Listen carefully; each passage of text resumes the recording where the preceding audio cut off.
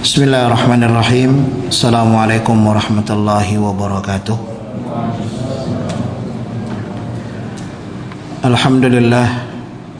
Alhamdulillahi rabbil alamin wa bihi nasta'inu ala umuri dunya waddin.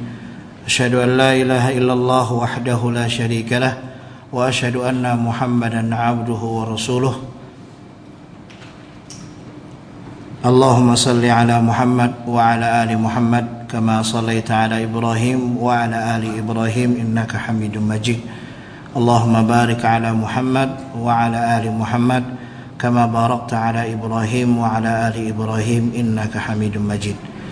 Jamaah sekalian yang dirahmati dan dimuliakan oleh Allah, alhamdulillah segala puji bagi Allah Subhanahu wa taala, Rabb semesta alam yang telah memberikan kita limpah nikmat-Nya serta hidayah dan taufik agar kita dapat melaksanakan perintah-perintah Allah Subhanahu wa taala.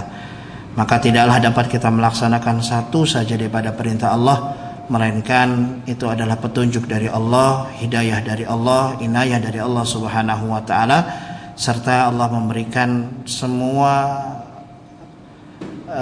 segala sesuatu yang kita butuhkan di atas permukaan bumi ini agar mendekatkan diri kepada Allah Subhanahu wa taala.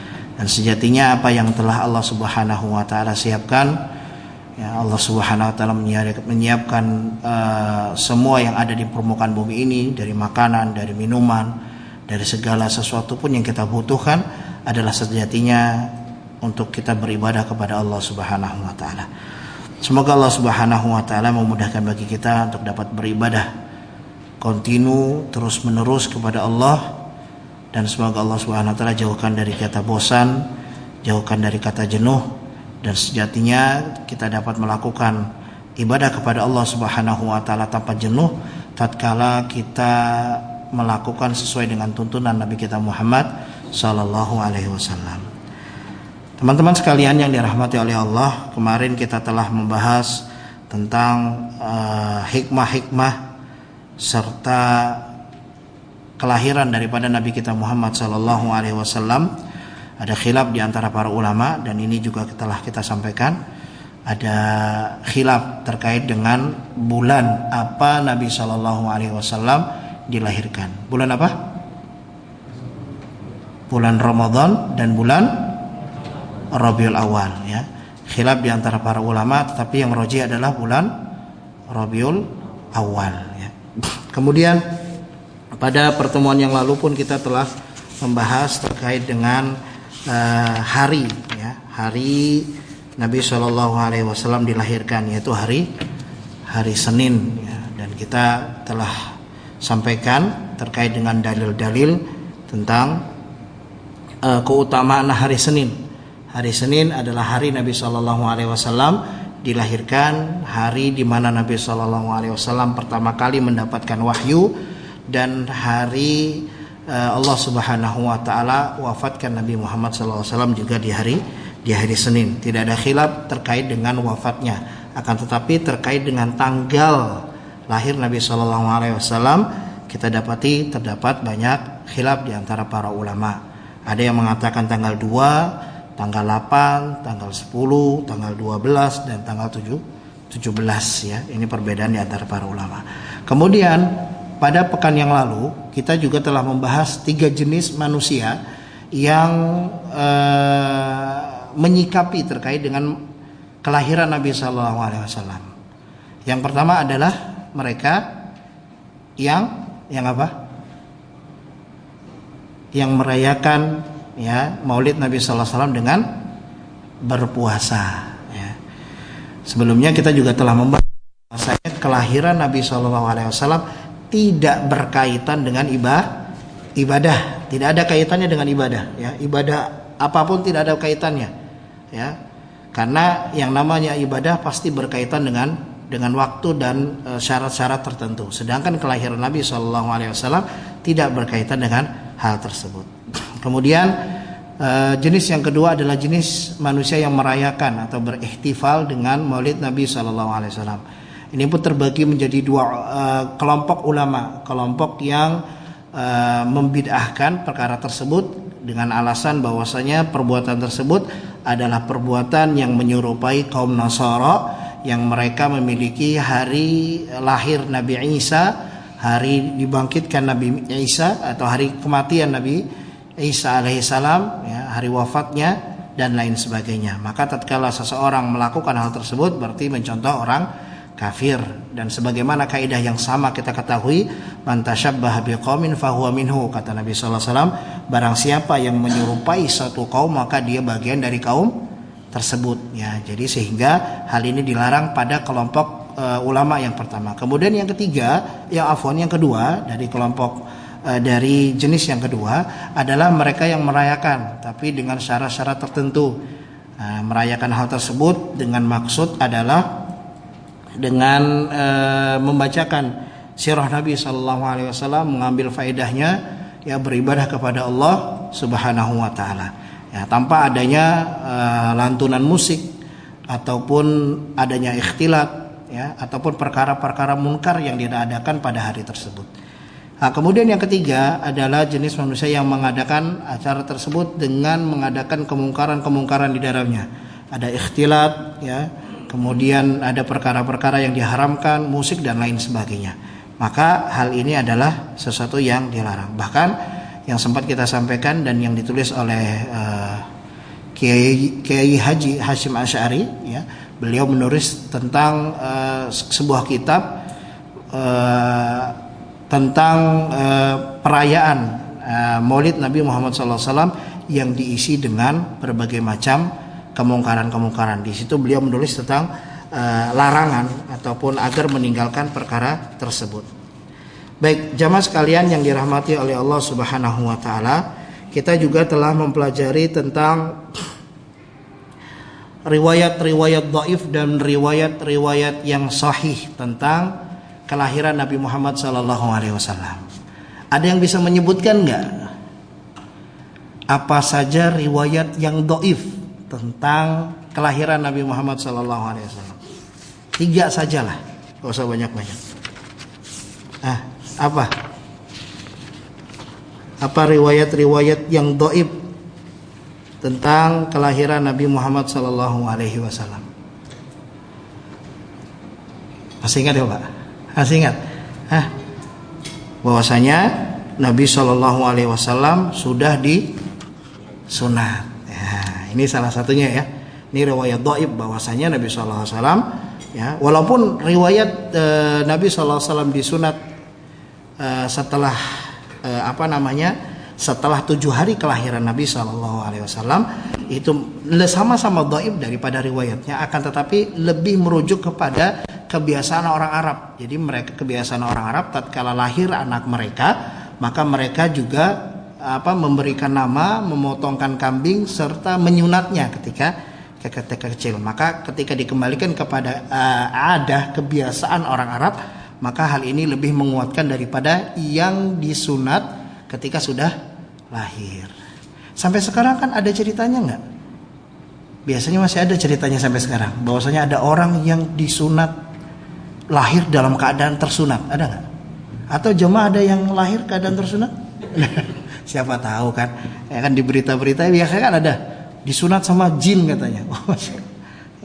Jin buka praktek ya gitu. Baik, ya, ini Allah taala a'lamu bissawab. Yang jelas syariat sunat adalah termasuk daripada, ya, khitan, termasuk daripada syariat Nabi kita Muhammad sallallahu alaihi wasallam. Kemudian perkara yang lainnya dari perkara yang dhaif adalah tatkala Nabi sallallahu alaihi wasallam lahir maka jimat-jimatnya Aminah terpotong-potong. Ini juga tidak benar. Kemudian yang lainnya Nabi sallallahu alaihi wasallam itu lahir dalam keadaan kepalanya menghadapkan ke atas. Jadi keluar langsung duduk, langsung begini. Wah, ini juga riwayat yang dhaifah, ya, tidak benar. Nah, sedangkan riwayat yang sahih apa? Riwayat yang sahih tentang Nabi sallallahu alaihi wasallam, kelahiran Nabi. Bahwasanya Nabi sallallahu alaihi wasallam itu adalah sebab doa Nabi Ibrahim. Kemudian kabar gembira dari Nabi Isa, betul. Kemudian yang ketiga bahwasanya ibunya pernah apa? Salah satu daripada riwayat sahih terkait kelahiran Nabi SAW, ibunya Nabi melihat tanda apa? Melihat cahaya. Ya, tatkala Nabi SAW lahir, Aminah melihat cahaya, atau di dalam mimpi bahwasanya Aminah melihat cahaya keluar dari tubuhnya, dan cahaya tersebut terlihat daripada kusur Syam, kerajaan-kerajaan kota di Syam, kerajaan kota Syam. Dan ini juga termasuk daripada pertanda bahwasanya nanti negeri Syam adalah termasuk negeri yang kekuatan terakhir daripada kaum muslimin, dan itu adalah tempat yang Nabi Isa alaihi salam turun di atasnya, yaitu kota Syam ya. Nah, ini adalah kabar-kabar yang sahihah dari Nabi Shallallahu Alaihi Wasallam terkait dengan kelahiran Nabi Muhammad Shallallahu Alaihi Wasallam. Dan hal ini akan dibuktikan juga dengan pengakuan dari siapa? Pengakuan dari seorang wanita yang bernama Halimah bintu Sa'diyah, dari kabilah Sa'diyah ya. Baik, hari ini insyaallah kita akan menceritakan tentang sebuah kisah yang mungkin sudah pernah kita dengar. Kisah seorang wanita yang berada di sebuah kota yang cukup jauh dari kota Mekah. Kalau bagi yang sudah pernah ke sana, jadi Halimatus Sa'diyah ini tinggalnya di kota Taif, daerah dataran tinggi dari kota Mekah. Jadi kalau kota Mekah itu lembah, jadi kota Taif ini daerahnya bukit-bukit. Kita akan lihat gunung-gunung batu ya, yang mungkin di Indonesia kita nggak menemukan ya, kita nggak menemukan bukit-bukit seperti itu. Tapi ketika di sana kita lihat bukit-bukit itu benar-benar seperti pasak, teman-teman. Jadi dataran, kemudian tiba-tiba ada gunung begini, dan itu banyak sekali. Itu di kota Taif. Kota Taif adalah kota yang cukup dingin, bahkan menurut saya itu cukup dingin sekali untuk kota Taif. Yang sangat berbeda halnya dengan kota Mekah. Mekah itu identik dengan kota yang cukup panas. Bahkan kalau dia bisa bilang panas karena dataran rendah. Serta kota Mekah adalah kota yang dari dulu adalah kota yang paling sering didatangin oleh manusia sampai saat ini.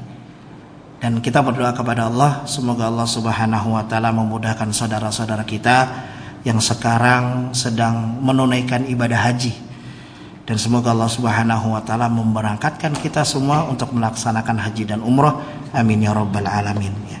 Baik, itulah kota yang ditinggali oleh Halimatus Sa'diyah, kota yang jauh dari keramaian, jauh dari hiruk pikuk kehidupan di kota Mekah. Dan mereka adalah kehidupan orang-orang kampung. Mereka hidup orang kampung. Kalau kita di sini di mana, Pak? Samarinda kampungnya mana? Hah? Anggana? Mana kampungnya? Anggap daerah mana ya kampungnya? Mungkin Muara Muntai, daerah Ulu sana, ya. Pokoknya daerah yang jauh dari hiruk pikuk keramaian. Dan mereka sebagaimana biasa, mereka itu memiliki beberapa hewan-hewan ternak, entah itu unta, kambing, ataupun himar yang sebagai tunggangan mereka. Kemudian pada tahun itu, ya, kalau kita lihat runtutan kisah-kisah sebelum Nabi SAW lahir, ini adalah sebuah kisah-kisah yang saling merangkai dalam bentuk untuk menyambut seseorang yang mulia, yaitu Nabi kita Muhammad SAW. Dari Allah Subhanahu wa taala jaga kota Mekah, Allah Subhanahu wa taala kabarkan kepada raja-raja Yaman, Allah Subhanahu wa taala kabarkan di kitab-kitab terdahulu sehingga para rahib, para ruhban, ya, para pendeta-pendeta al-Yahud, pendeta-pendeta Nasrani tahu akan kehadirannya. Bahkan disebutkan di dalam sebuah riwayat, tatkala Nabi SAW lahir, seorang Yahudi, ya, di kota Madinah mengabarkan, meneriakkan, mari kumpul, mari berkumpul wahai al-Yahud, orang-orang Yahud. Maka berkumpul orang-orang Yahud. Maka ada seorang sahabat yang tatkala waktu itu, ya, belum masih masa kanak-kanak kata beliau, dan aku masih berakal ketika itu. Aku termasuk daripada anak-anak yang berakal. Maksudnya beliau tahu kejadian tersebut. Maka tatkala beliau mencari informasi ada apa gerangan sampai orang-orang Yahudi ini mengumpulkan orang-orang Yahudi yang lain, maka mereka katakan laqad tala'a najmu Muhammad. Sungguh telah terlihat bintangnya Muhammad. Jadi mereka meyakini bahwasanya ada bintang yang khusus menunjukkan bahwasanya hari itu adalah hari lahirnya Nabi kita sallallahu alaihi wasallam. Lahirnya Nabi sallallahu alaihi wasallam sebagaimana kita ketahui. Berkaitan dengan kisah Halimah yang tadi kita telah kisahkan, ya, bahwasanya memang keadaan mereka adalah keadaan orang-orang kampung yang mereka berharap dari air susu kambing, ya, ataupun unta, ataupun dari tanaman-tanaman yang mereka tanam. Dan pada waktu itu adalah pada waktu yang taltamisur rudha'a wa dzalika fi sanatin syahba. Dan yang menjadi kebiasaan orang-orang yang tinggal di Taif itu perempuan-perempuannya menjadi kerjaan sampingannya adalah menyusui. Ya, jadi dengan menyusui seorang anak, maka dia akan dapat dapat upah, dapat ujroh, ya, karena menyusui anak-anak di kota Mekah. Dan Halimah mengatakan bahwasanya kata beliau, tahun itu adalah tahun yang syahba, tahun yang kering, hujan gak turun-turun, ya, dalam masa panceklik, ya. Dan aku pun mulai berjalan. Aku pun mulai berjalan dari kota Taif, jadi jalannya menurun, ya, dari kota Taif menuju ke kota Mekah. Kalau kita jalan itu menurun, biasanya jalannya lebih cepat, ya kan? Jalannya menurun, jalannya lebih cepat. Ya. Biasanya pakai kendaraan apapun, kalau biasanya turunan, insya Allah cepat. Nah, yang dipakai oleh Halimah ini benar-benar dalam keadaan, semua orang dalam keadaan paceklik, susah. Dia paling susah. Dia keadaannya paling susah. Beliau mengisahkan, fa kharajtu ala atanil qamra. Ya. Aku keluar dengan himar. Jadi kalau sebutan atan ini himar betina. Ya. Aku keluar dengan atan, ya, yang warnanya itu condong ke warna hijau.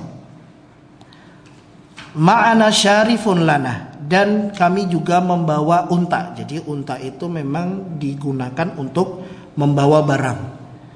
Jadi makanya kata Allah, afala yanzuruna ilal ibili kaifa khuliqat. Lihatlah bagaimana kami menciptakan unta. Unta itu luar biasa, ya. Unta itu multifungsi, buat tunggangan oke, buat bawa barang bisa. Nah, itu unta. Ya. Dan unta itu punya dongkrak, jadi dia bisa turun dan dia bisa naik. Ya. Jadi kalau orang bawa barang banyak, itu unta itu turun terus dimasukin barang, baru unta itu naik. Makanya salah satunya sebabnya kenapa lehernya panjang itu kayak dongkrak. Jadi mendongkrak, dia bisa ngangkat barang-barang yang berat. Itu unta. Beda sama yang lain. Contoh kuda. Kuda itu bawa barang bisa, tapi lebih nyaman untuk ditunggangi. Nah, lebih nyaman untuk ditunggangi. Ya sama lah kalau kita punya tunggangan, Pak. Misalkan kendaraan kita. Contoh mobil misalkan. Mobil misalkan pick up. Nah, itu enak ditunggangi apa enak bawa barang? Bawa barang. Tapi kalau mau enak tunggangannya, ya model seperti contoh misalkan mobil Ferrari, ya kan, Lamborghini, mobil mahal misalkan. Itu kan enak tunggangannya, atau Alphard. Itu kan enak ditunggangin. Ya kan? Dan lain sebagainya. Nah, itu yang dimaksudkan. Ma'ana syarifun lana wallahi ma tabiddu biqatratin. Dan unta kami itu udah enggak punya apa-apa. Air susunya enggak keluar walaupun setetes. Wa ma nanamu lailana ajma'a min sibyanina alladhi ma'ana min bukaihim minal ju'. Sampai-sampai anak kami itu, ya, anak-anaknya Halimah itu susah tidur karena setiap hari lapar. Air susunya Halimah tidak mencukupi untuk anaknya. Untanya diperas, susunya begitu juga, kambingnya juga tidak mencukupi kehidupannya. Baik, teman-teman sekalian, jamaah sekalian bisa lihat gambaran potretnya bagaimana Halimah hidupnya. Sengsara atau bahagia? Sengsara. Buat dia aja gak cukup, ya. Dia ceritakan, kami ini tiap malam lapar, ya. Air susu itu akan ada tatkala ada asupan bagi ibu. Baik, berarti kalau nggak ada, berarti asupannya juga tidak ada. Masih ingat kisahnya Ismail? Tatkala Ismail kehausan, walhamdulillah Allah bukakan Zam-Zam. Akhirnya dia minum Zam-Zam, dan Zam-Zam adalah bukan hanya sekadar menghilangkan haus, tapi menghilangkan lapar. Kemarin siapa yang dapat Zam-Zam?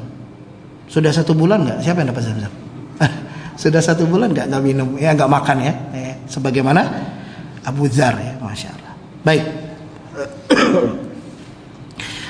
Kemudian dia mengisahkan kembali, Halimah pun mengisahkan kembali, ma fi sadiyaya ma yughnihi wa ma fi syarifina ma yughadhihi.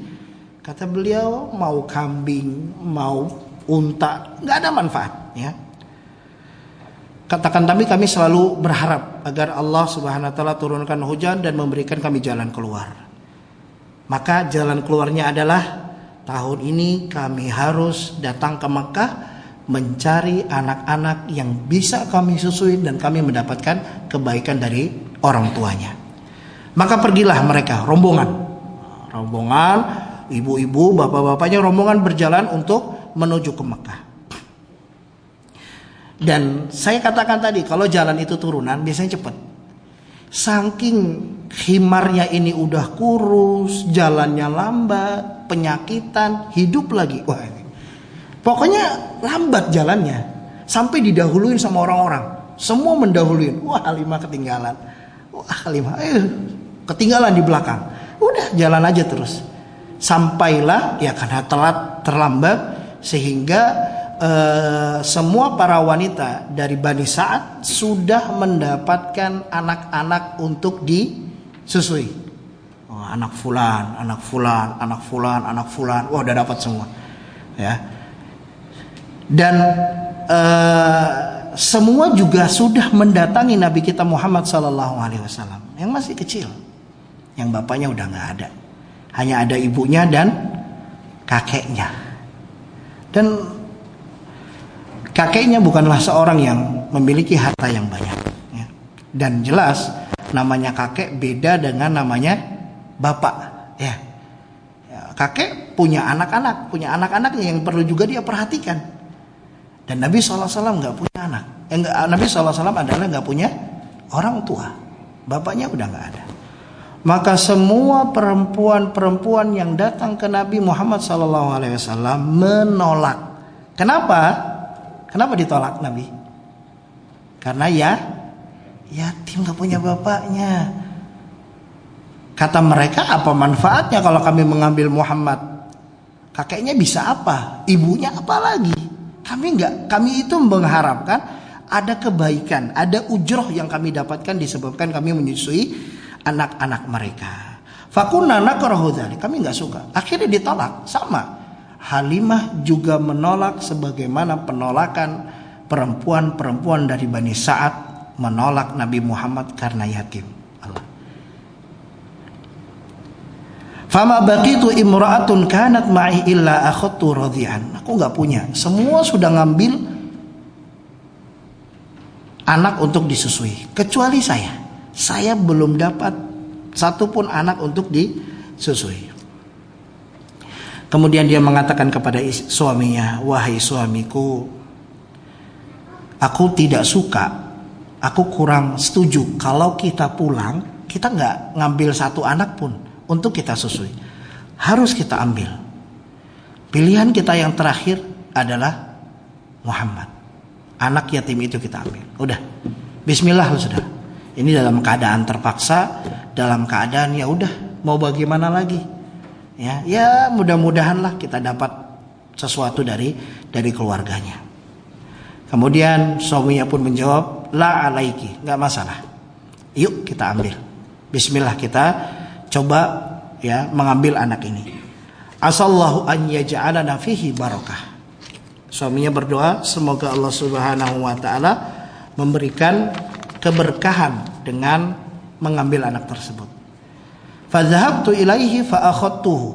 Maka aku pun pergi ke orang tuanya, ke ibunya, ke kakeknya, kemudian aku pun membawanya ke tempatku. Lihat.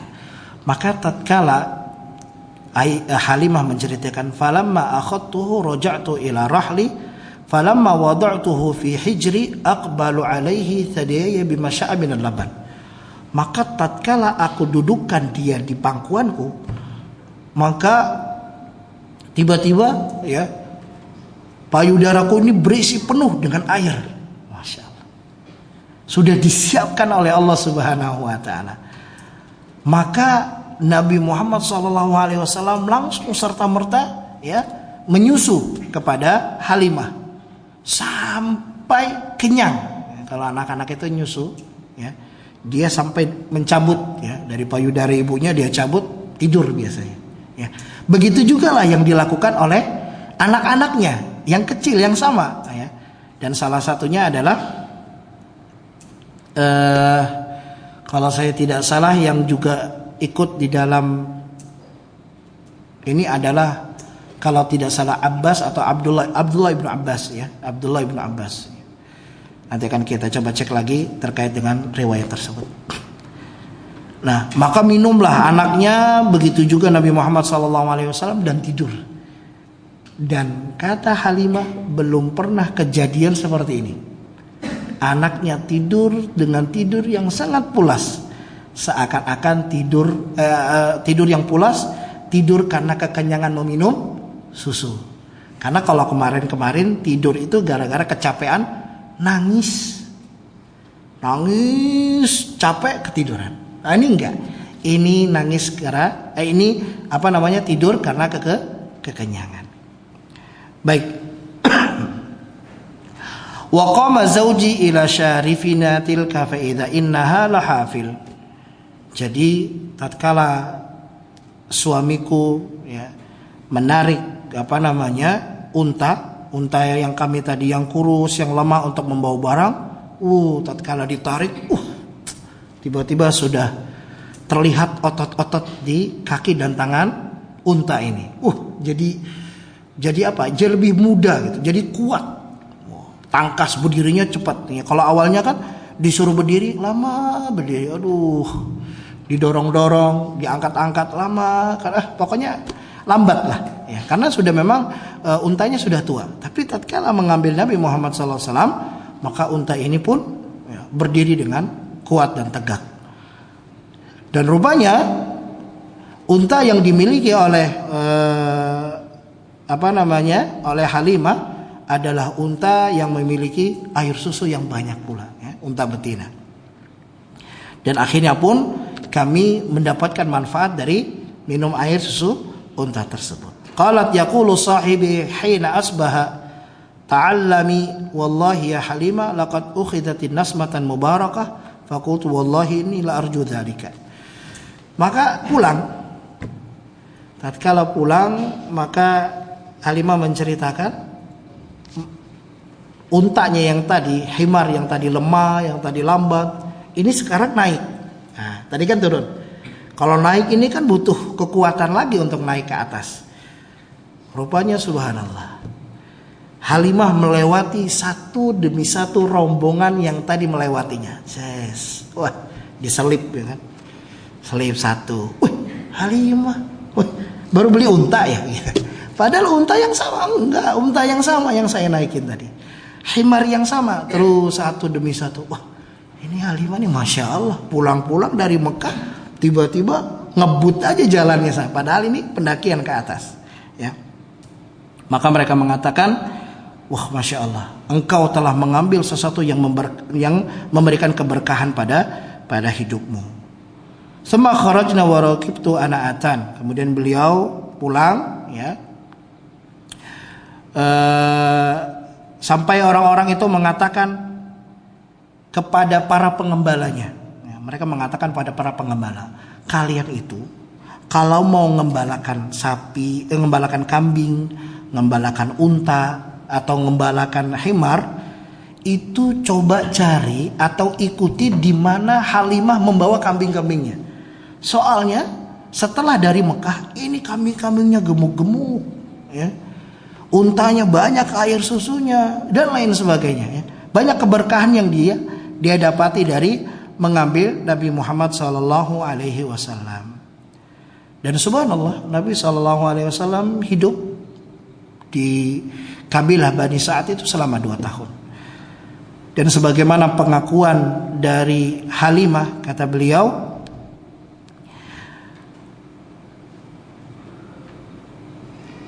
falam nazal nata'arrab minallahi ziyada wal khair hatta madat sanatan wa faslatuhu wa kana yashubbu syababan la yashubbuhu ghilman. Masyaallah. Kata beliau,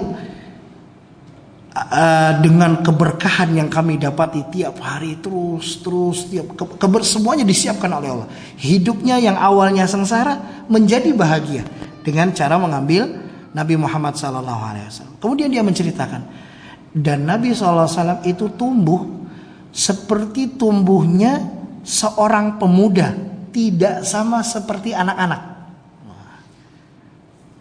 Tumbuhnya itu seperti pemuda, bukan seperti anak-anak.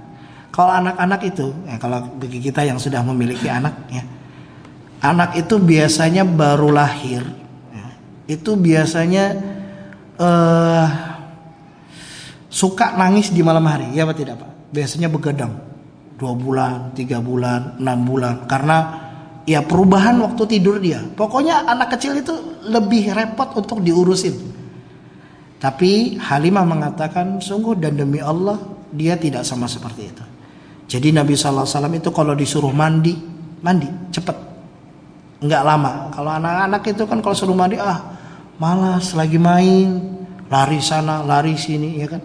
Apalagi kalau misalkan anak itu masih kecil, ya sudah mau berumur 2 tahun, udah bisa jalan, disuruh mandi enggak? Nabi SAW suruh makan, hidangkan makanan di depan, makan. Enggak repot ngurusinnya. Ini Nabi SAW. Dan ini apa yang disampaikan oleh ibunya siapa? Aminah bintu Wahab. Beliau menceritakan bahwasanya aku adalah wanita yang mengandung dengan seringan-ringan kandungan. Namanya kandungan itu, namanya mengandung anak itu berat. Tanya aja sama para wanita yang mengandung, ya, ibu-ibu kita apalagi. Makanya Allah Subhanahu wa taala menyebutkan bahwasanya bahwasanya hamilnya itu kurha wa wada'at hukurha. Hamil berat, melahirkan berat, ya. Kecuali ya kandungan ya Aminah bintu Wahab, karena mengandung Nabi Muhammad SAW, Allah Subhanahu wa taala berikan keringanan dan kemudahan baginya. Baik. Begitulah Nabi SAW hidup selama 2 tahun bersama Halimah. Dan begitu bahagianya Halimah, begitu bahagianya suaminya, begitu bahagianya anak-anaknya. Semua bahagia dan senang dengan Muhammad. Ya, anak yang tidak repot, anak yang tidak mengganggu saudaranya yang lain. Pokoknya subhanallah. Makanya beliau mengatakan wa kana yashubbu syababan la yashabbihu ghilman atau la yashibbuhu ghilman. Jadi dia tumbuh sebagai seorang pemuda, sebagai seorang anak, tapi tidak seperti anak. Begitu dewasanya Nabi kita Muhammad SAW, mudah diurus. Begitu senangnya sehingga tatkala 2 tahun dikembalikan, ya, kunna nara min barakatihi fakallamna ummahu. Maka kata Halimah, wah, kami senang adanya Muhammad. Sejak adanya Muhammad, hidup kami ini makmur. Maka kita minta sama ibunya. Akhirnya minta sama ibunya, udahlah, Muhammad ini sama saya aja dulu. Di Mekah ini banyak penyakit. Nanti kasihan Muhammad. Nanti Muhammad kena penyakit dan perkara yang jelek di Mekah. Jangan. Udah ikut saya aja. Dirayu-rayu agar Nabi Muhammad ya tinggal lagi bersama siapa? Bersama Halimah. Dirayu. Wah, pokoknya dengan rayuan-rayuan yang disampaikan oleh Halimah kepada ibunya, akhirnya ibunya pun luluh. Baiklah, kalau begitu bawalah lagi Muhammad. Akhirnya Nabi Muhammad dibawa oleh Aminah ya kemana? Kembali ke kota Taif. Ya, kota Taif itu dingin, jadi pas, cocok. Nanti kita juga akan sebutkan apa sih mengapa orang-orang Arab itu mengirim anak-anak mereka untuk keluar dari kota Mekah. Salah satunya adalah untuk menjaga bahasa. Ya, makanya Abu Bakar radhiyallahu an mengatakan, ya Rasulullah, aku gak pernah melihat orang yang paling fasih bahasanya kecuali engkau. Jadi orang fasih itu Pak, gimana ya? Dia pakai bahasa Indonesia dengan kaedah-kaedah yang tepat, nggak salah, nggak belepotan, nggak menggunakan kata-kata yang tidak dimengerti oleh orang lain. Ya, inilah Rasulullah SAW. Makanya salah satu upaya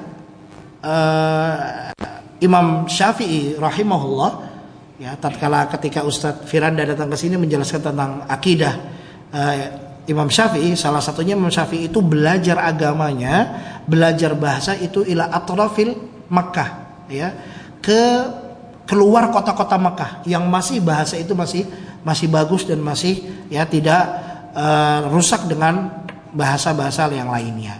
Ya, ini salah satu sebabnya. Kemudian sampailah menjelang mau 4 tahun, ya, menjelang mau 4 tahun.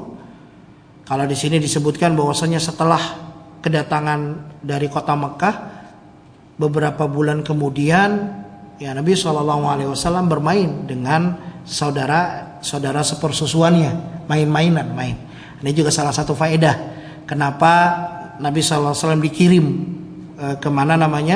ke kampung, biar apa sih bahasa kita sekarang itu Pak?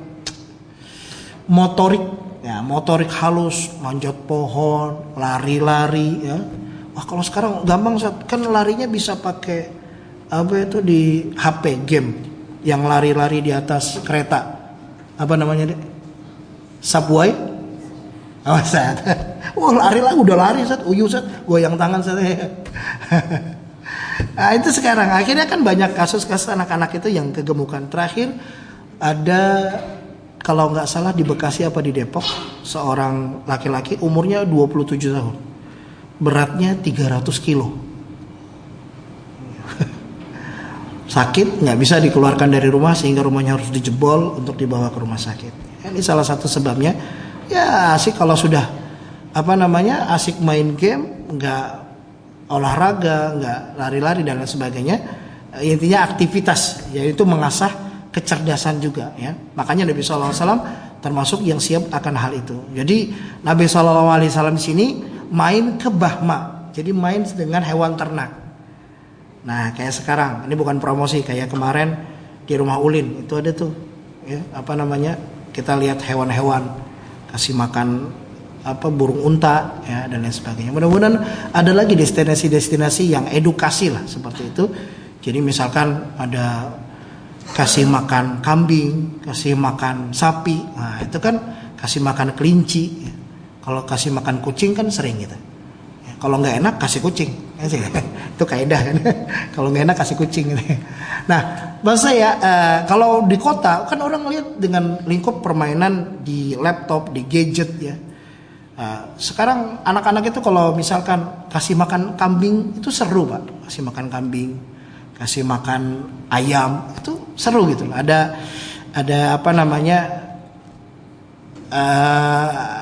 motorik halus terkait dengan hal tersebut sehingga dapat mencerdaskan otak dan lain sebagainya, ya. Dan ini yang dilakukan. Nah Nabi SAW main. Nah ketika main mereka lupa bawa bekal. Maka Nabi SAW katakan kepada saudaranya, pulang ke ibu, bilang kita belum bawa bekal, nanti kita bawa bekal. Maka ditinggal. Sebelum ditinggal, mereka ngambil. Tatkala mereka kembali, maka mereka melihat Nabi SAW sedang ditelantangkan di atas batu. Saudaranya teriak, wah, lihat ya, di tengah hutan Nabi SAW ditaruh di atas batu. Pulang teriak-teriak, inna Muhammadan qad qutil, akhina Muhammadan qad qutil, inna Muhammadan qad qutil. Wah, dia teriak-teriak, kenapa? Muhammad dibunuh.